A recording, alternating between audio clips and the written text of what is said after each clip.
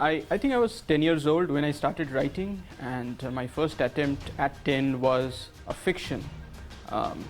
It didn't go anywhere, but I think I became a writer from 10 onwards.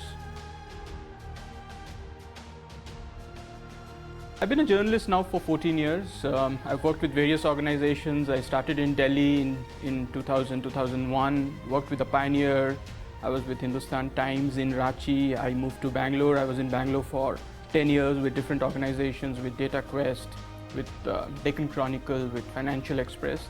And I'm with Business Today now for 4 years.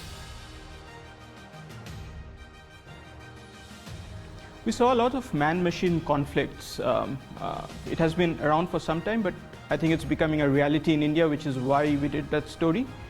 Factories are getting automated, robotized, but at the same time, the Indian government wants to push manufacturing, employment in manufacturing, but that perhaps is not going to happen in a way the government envisions, because factories employ very little, greenfield factories employ very little people these days.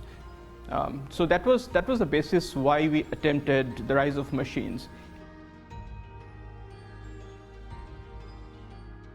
So the story involved both primary and secondary research, a lot of understanding of the genesis of India's labor troubles, labor disputes, understanding of the Industrial Disputes Act, for instance, a lot of talking to lawyers and labor unions.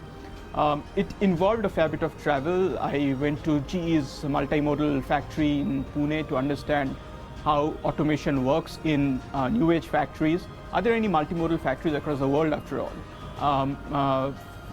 Visit to other factories in the Pune region, to Chennai.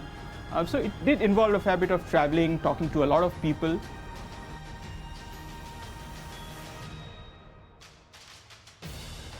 I believe journalists should never be in the news. They're always the backroom boys, but celebrating journalists once in a while does make sense. It's good to be awarded and recognized.